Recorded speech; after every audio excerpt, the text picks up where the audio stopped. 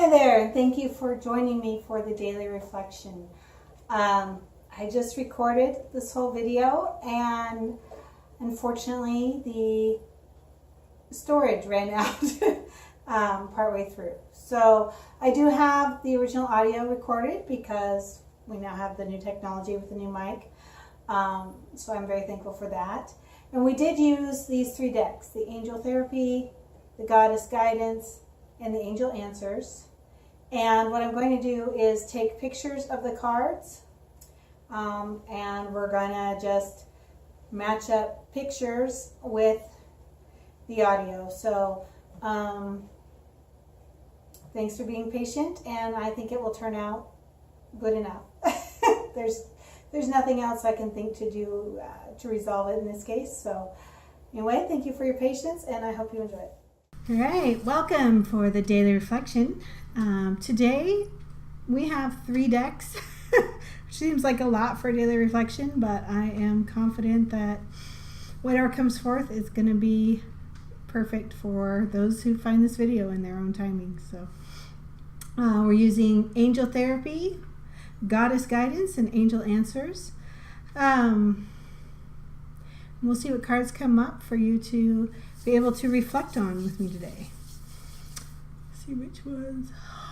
Just take a moment to set the energy with prayer, maybe with the blessings of the Supreme Being. Whatever happens during this reading will benefit each of us in our spiritual growth, awareness, understanding, and connection to the God of our hearts. Amen.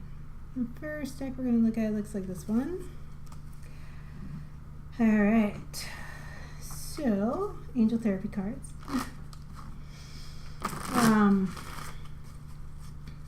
Today in meditation, I was looking at the energy of healing, as in performing healing, energy type healing, in a state of like subconscious. So without intent and without specific direction, and less with healing other people and more with directing energies towards the planet, both physically, towards the floods and the fires and everything that's going on. Even deeper than that, or coexisting with that, is sending it to all the to humanity at large, dealing with pain and stress and anxiety and work. And I was looking at it because I found it in my own space, but I was looking at it in how often do we participate in group energetic agreements that leave us feeling drained or leave us feeling out of sorts, or just like, and it looks like that it happens quite frequently, and not that as spirits we have the intention of participating in these group agreements, or the participation of healing the planet and healing each other, and those are all beautiful things. But when we do it from that subconscious, not super aware place, then we may not give ourselves the space that we need for proper food, proper rest, those kinds of things, because as spirit, when we form these agreements, we often don't take into account the needs of the physical body being different in that moment, and it's really about the communication between when your spirit resides in its temple in your body, and the body can communicate directly with it. It's much better at managing those kinds of needs. When we are out of body more than we are in body as spirits, then we tend to forget the needs of the body. So I guess that was the biggest hello, was to make sure that we are grounding our spirits into our body, finding our center, finding the God of our heart, finding the base of our spine, knowing where our body are, finding our toes, connecting our feet to the ground. All of those things help us be present within the body. And keeping the body clear of toxins also helps really ground your spirit into it. So choosing good foods, drinking lots of water, avoiding as much synthetic things as you can that you're ingesting. And I know it's difficult because I personally am challenged with eating good foods. I find that I much rather turn to convenience, and I'm looking at ways to make changes in that to where I can deliberately plan for good foods and the enjoyment. I do enjoy eating much more when they are the good, healthy foods prepared that way. So I'm looking at it from that perspective of wanting more enjoyment as well as having a better communication with spirit and body. So, all right, that could alone be enough of a daily reflection, but we're going to go ahead and look at some cards.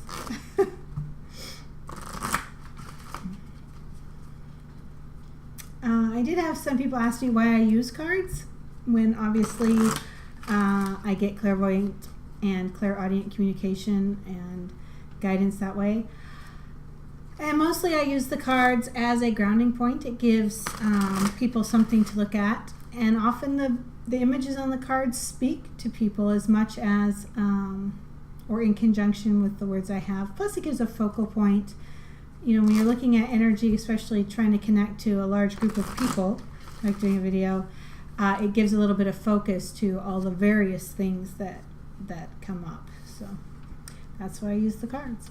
All right. I knew this card has been on my mind all week.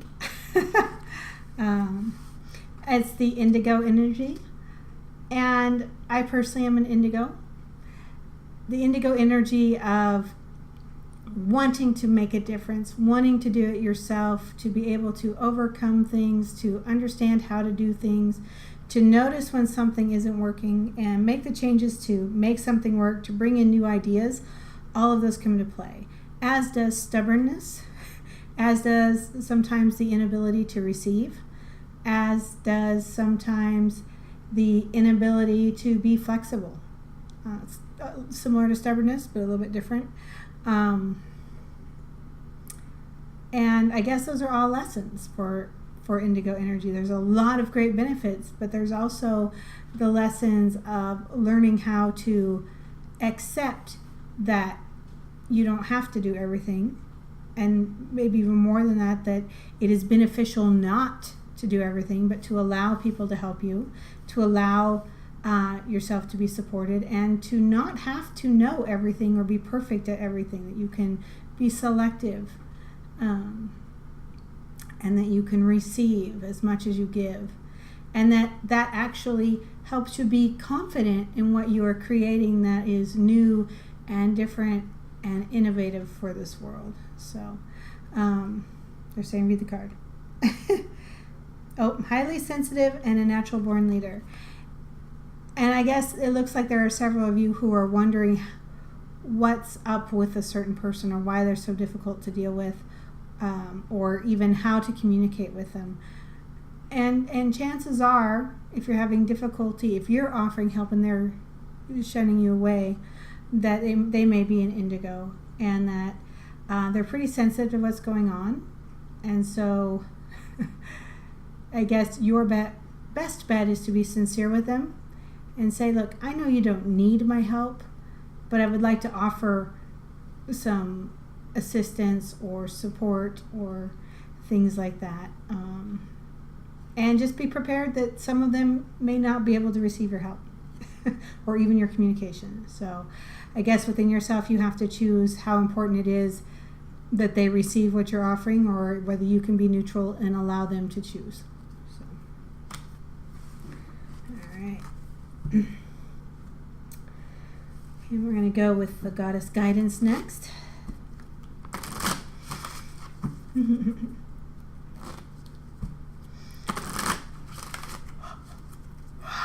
Release a little bit of energy.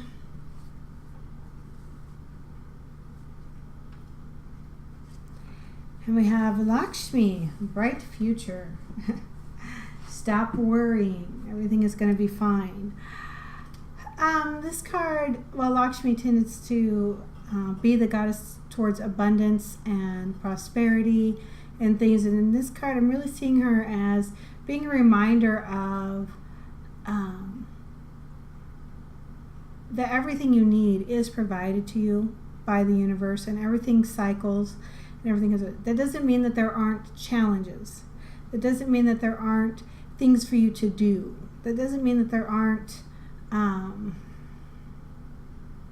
stances you have to take, or work to accomplish, tasks to, I just keep getting to do, to work, obstacles. And less obstacles as roadblocks, as more obstacles as when you figure out how to overcome them, then you have a whole new set of tools that allow you more flexibility in going forward and the ability to receive and have. So I really see her as also being indicative that, again, the universe always, God, the universe always provides everything you need. And in any moment, it's up to you how you focus on things, whether you choose to notice things that are going wrong, things that are irritating, things that are truly problems, or whether you choose to notice all the things you have and resources that are available to you that you may not yet have tapped, that you may not yet have even really thought of it as a resource. So what I see this being about is divine timing, cycles, having all the things that you need, and facing something that causes you to grow, that gives you even more, both in this way of tools and skills, but also in the way of gaining and receiving resources. So if you're facing an obstacle or a challenge, don't think that the world is against you, the universe is against you, or that you can't do it. It's there specifically so that you can overcome it and so that you can gain even more from that.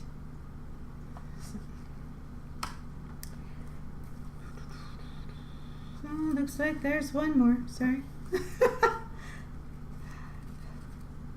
I'm just going to do that. I don't know how, I think that's Ein. I don't know how to pronounce her name, but the card is Leap of Faith. And it goes very handily with this, what we were just talking about, overcoming obstacles and looking at things from that perspective of having the opportunity to do more and be more.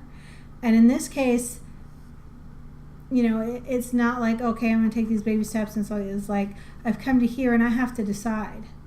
I have to choose. Am I going to follow that path and take a leap of faith and leap over the rocks across the river, or am I going to say, oh, there's a river, that's an obstacle, I think I'll back up? And what they're really encouraging you to do is to take that leap of faith, to take that risk, to find those things within your inside yourself, your inner strengths, your abilities that really allow you to cross that river, overcome the obstacle, do those things, and on the other side is so much more for you to have. So it's not about being stupid, but it is about taking risks and being bold, being brave, and appreciating, having gratitude for it being there so that you can grow and expand. I think oftentimes we resist and judge the things that are there for us, for our growth and for our opportunities. We want to look at opportunities as only as somebody like giving us presents, rather than opportunities as a challenge that you can meet. All right, angel answers today. I suppose I should put it out here where you can see.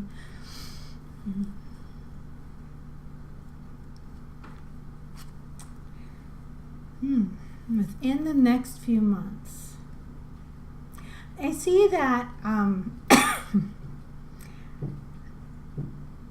there's a strong desire that some of you have to make a change, do some. It's not even do something different, but it's like a strong desire for your life to be structured different, for your life to have different priorities and emphasis and things, and you feel stuck by the current patterns and demands and restrictions. And it's very frustrating because you can see how you want it to be. You can feel, taste, touch where you want to go and how life will be, and yet you're here. And it's like being just on the side of a barrier. And again, this leap of faith and looking for the abundance and relishing the opportunity to grow, and trusting in the divine cycles, things, those are all coming into play.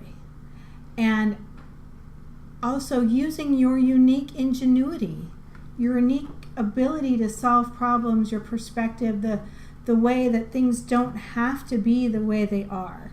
And the fact that you can see how you want it to be different, even though it's frustrating right now because there seems to be this gap. Keep focused on how you want it to be and find the step that you can take. Or just, if you can't find the steps that you can take, that one leads to the next that helps get you there, then maybe it is time for a huge leap of faith to where you just say, I'm done. This can no longer be the way my life is structured. These are my priorities. This is how I'm doing it. And I am breaking away. I am moving this aside. And I'm not saying that's going to be easy, because it looks like if you choose that, there is, relationships and involvements and entanglements on all different kinds of levels. It looks like not just friendships and romantic relationships, but business partnerships. There's all different kinds of things tangled in there. But it may be that the only way you can see to get from where you are now to what you want for yourself and what you need and the things that are just driving you, it may be the only way is to just stop doing this and choose that. And as painful as that may look, they're saying that may be the thing to do. But there is also the option of finding the steps, the one thing that you can do today that leads to the next thing that you can do tomorrow. Part of it is just how much patience you have and how much tolerance you have for allowing things to evolve versus making them happen. So, but the card was within the next few months. So I think they're offering it as the balm, I guess, the soothing balm of whichever road you take. It will be well underway, if not accomplished, within the next few months. So, there it is. a lot of energy there, but I hope you received what you needed to hear today, and be blessed. And we'll be around for the weekend reading next, and we'll be moving forward. So take care, be blessed, have a great day.